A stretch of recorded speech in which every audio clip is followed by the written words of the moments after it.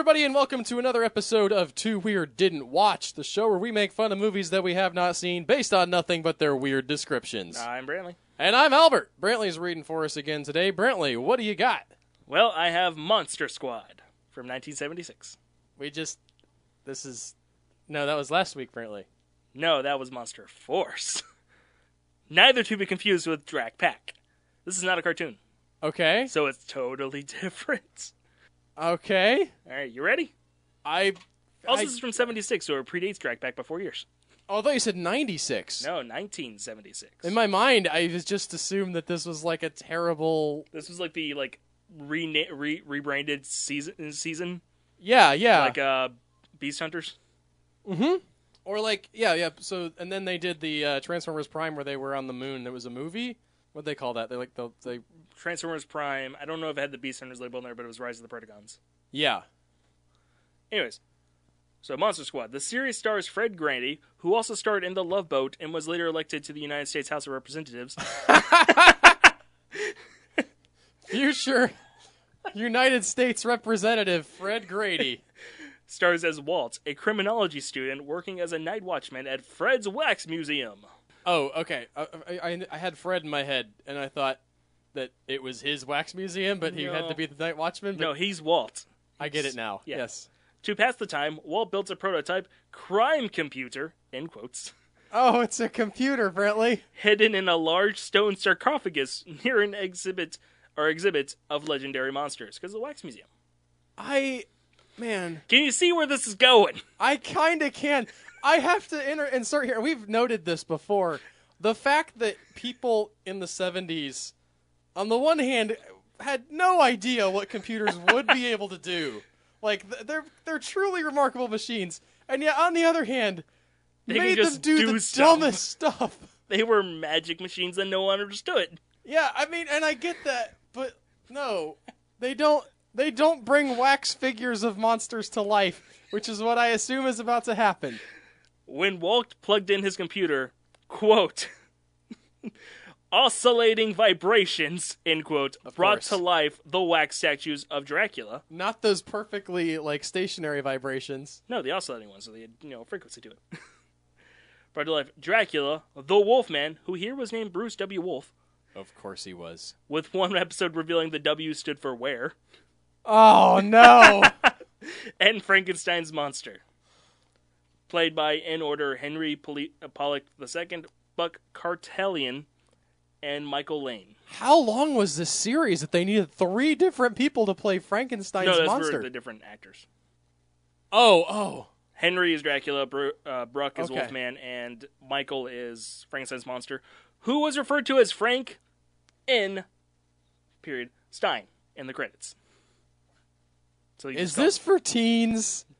They didn't have teens in the 70s. Live action. That's not how that worked. Look, okay, I think the Batman series had just wrapped up, so everybody was still in the mood for campiness. Okay. I guess I can get on board with that. The Batman, by the way, just does not get enough respect as just a hilarious show. It's so good. And movie. The monsters, wanting to make up for the misdeeds of their past. I would like to remind you that they were wax statues before he plugged in the computer. Maybe he was looking at some bad stuff on the computer, and they're like... They're like convinced that they're the monsters, and he just doesn't want to tell them that they're actually wax figures. Well, that's a good twist as well. Yeah, I like that. So he's wanting to make up for the misdeeds of the past. Became superhero crime fighters. So this is a Cthulhu saves the world kind of plot. Kind of, only they're not being coerced. Oh, right, yeah, because Cthulhu... I forgot about that. By the way... I follow the guys who made Cthulhu Saves the World on Twitter, Brantley. Mm-hmm. They were just discussing the possibility of making a sequel. So that's going to be cool. Right on. They become superhero crime fighters who use their unique abilities to challenge and defeat various supervillains. Such as? In most episodes, Walt would send the monsters out to investigate crimes and fight the villains while monitoring the activities from the Wax Museum via the crime computer. Presumably because his job required him to be at the Wax Museum at all times. So he's the guard, night remember? watchman? Yeah. However, Walt would sometimes join the climactic battle with his comrades in some episodes and come to the rescue when needed. He's just a dude, and they got Dracula the Wolfman and Frankenstein's monster. Yeah, that's so weird. Maybe he brings his shows up with a computer car. with him. I will hit you with oscillating waves if you don't cut it out. Okay, well, those brought your monsters to life, so maybe they'll cure me of my cancer. Shut up! You don't understand computers at all. The Squad. I wonder if they're like also from the museum. Like, like he brought everything like to life? everything came to life, and so they're trying to fill it back up, kind of like the 13 Ghosts of Scooby-Doo. He lost his job because somebody stole all the wax figures. I mean, he still has the job, so maybe like the ones outside the radius that was just like mailman and stuff like that are still there, and he just moves around so that nobody notices. Puts different clothes on him. It's totally George Clooney, but he's... Wait a minute, how old would have George Clooney been at that point? Like 15? Something like that, yeah. Young child actor George Clooney. The Squad had their own customized black monster van. Yes. And each monster had a utility belt with a communicator device used to keep in touch with Walt, who had apparently created them for the monsters to use. I like how they're not sure. It's just they have stuff. Apparently he did. Like, he doesn't talk. He just gives it to him. So maybe he built them. Maybe he knows Batman. Maybe he's like. Also, does he have an auto shop where he was able to custom design and detail their van? He's a criminology student. Maybe he's going to the Batman School of Criminology, where you just know everything. Professor Batman's like, all right, class, lesson 1. Cool vehicle. This would be the '60s Batman. All right, class. Lesson 1. Go less, Batman, more Superman, just with a cowl. Work more with the police, if possible.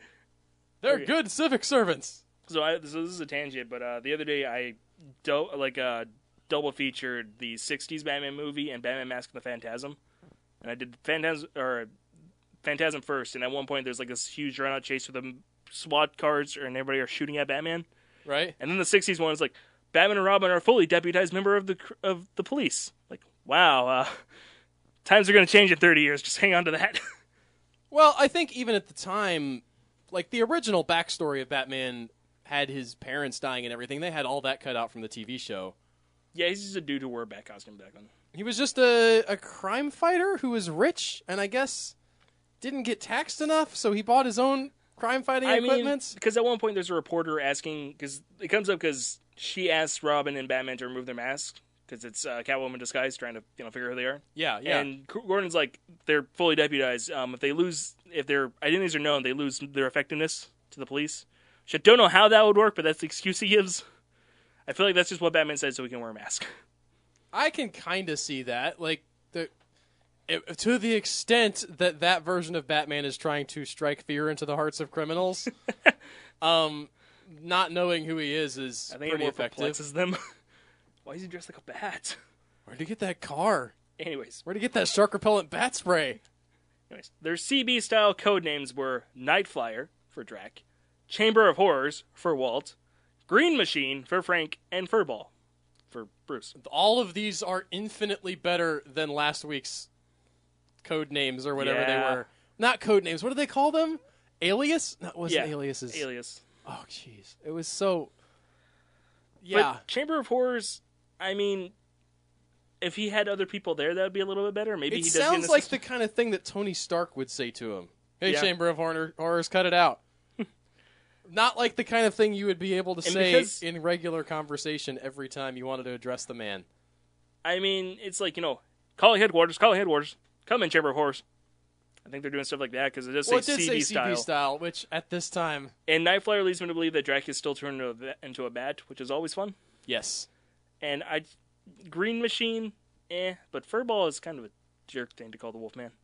It was a less politically correct time, Brantley. They didn't care about hurting people's feelings. That is absolutely correct.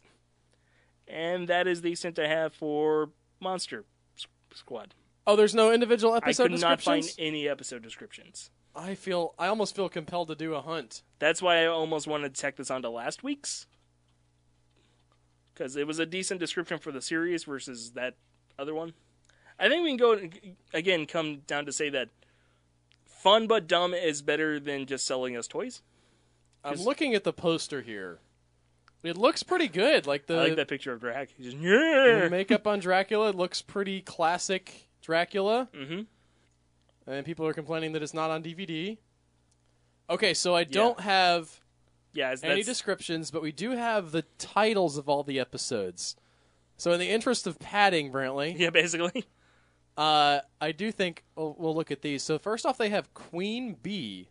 Okay, so she probably hypnotizes people. She has a secret bee power.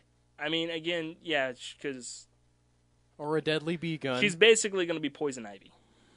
I think that's... I do like that that's that's where they start, right? Mm-hmm. It seems like you could have gone for, like, a really obvious type of villain. It's the Mummy! Right, but instead they're like, no, we're gonna go with, like, an insect-controlling person, which that's cool. Yeah. Next up is Mr. Mephisto, which... I mean, going in exactly the opposite direction and bringing in literal Satan, which some of these guys, I think, have had dealings with in the past. Then there's the Tickler. I don't know. Trying to spend... Okay, so, this is a crazy... He's like his own version of a vampire, but he needs ticks to siphon the blood for him. And they just didn't think the name through. But maybe they do actually tickle you as they siphon your blood. Yeah. It's like, you laugh and everybody's just like, because I can't actually throw ticks on people. So they have people collapse to the ground laughing and then they kind of fall asleep because blood loss. Maybe there's like some pathos from Dracula where he's like, I was like this once without the tickling. Next up is the Ringmaster, which I'm just imagining. Crazy Circus? That'd be fun. Is it Joker? Yeah. He has like power over animals and stuff. Probably has a couple clowns that do his bidding, henchmen. Music Man. Possibly somebody who plays music and forces you to dance to it. Like the Music Meister from Batman the Brave and the Bold. Right? Maybe it's a musical episode, Brantley. Yeah. No Face. That's just cool. That's like the Slender Man, but... Oh, he like steals people's faces. Or that. Or both. He has no face himself, but he can like disguise himself by stealing people's faces. Like that one episode of Doctor Who. It's not exactly how that was, but the Wire, where she was stealing people, so you have people that just like have flat skin where their face should be. Which season of Doctor Who is that? This is Tennant's first season. It's The Wire, the one where the coronation is going to be on TV. There's a lady on TV going, hungry. Remember that. It's not a great episode. Really not, no. Next up is the Astrologer. I assume it's like a guy who just knows the future. Yeah. That'd be an interesting supervillain to fight, because he knows what you're going to do. Mm-hmm. Episode 8. And the whole time, the Walt's like, that's not a science. Meanwhile, the monster's like, standing there. I brought you to life with science. I mean, yeah, you're monsters.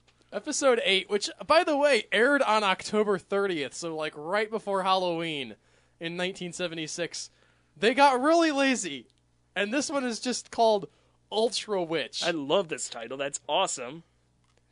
What? I'm sad that this came out in the 70s, not the 80s, because otherwise it'd be like a metal music episode. Or 90s even? So 70s we get some rock maybe, but she's just like, Ultra Witch.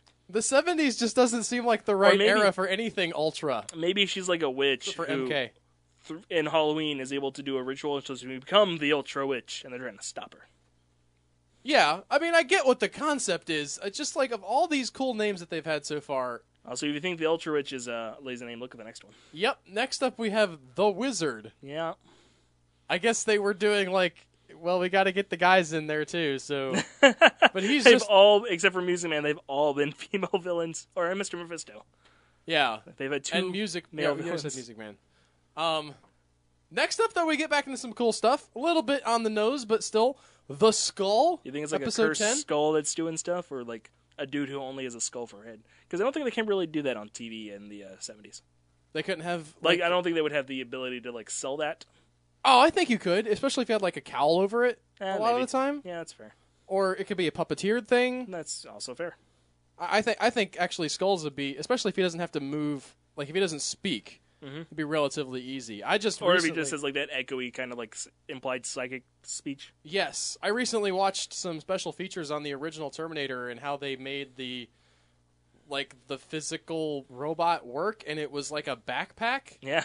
That the puppeteers wore on their back, and they just had to frame him exactly right so you couldn't see the puppeteer. So if they were doing, granted, Terminator had some budget, probably more than like a TV episode, but I still think I could make a skull work in some context. Next up, really interesting, the Weatherman. In my head, this is a guy whose job is a weatherman. He gets the ability to control the weather. Okay, I like that. That's an episode of Wizards of Waverly Place. Happens that. I didn't realize you watched Wizards of Waverly Place, Brantley. My mom was a big fan. Okay, fair enough. So I'd watch it with her every now and then. There's a show on Netflix called Wizards vs. Aliens. Yeah. I have not watched it, really. I watched the first episode and I didn't love it, and I'm ashamed that I didn't love it, but it's out there. So I'm just happy that that's a thing. Penultimate episode, episode 12, Lawrence of Moravia. Which I think is pretty clever. Although Moravia is... What is that? Is that from... Is that a thing? I think it's got to be a thing. There's all these... No, it's got a Wikipedia article, and therefore it is real. Yeah, it's in the Czech Republic, so I guess it's probably where Dracula was from. He was from Wallachia. From where? Wallachia. Is that a real place? Yes.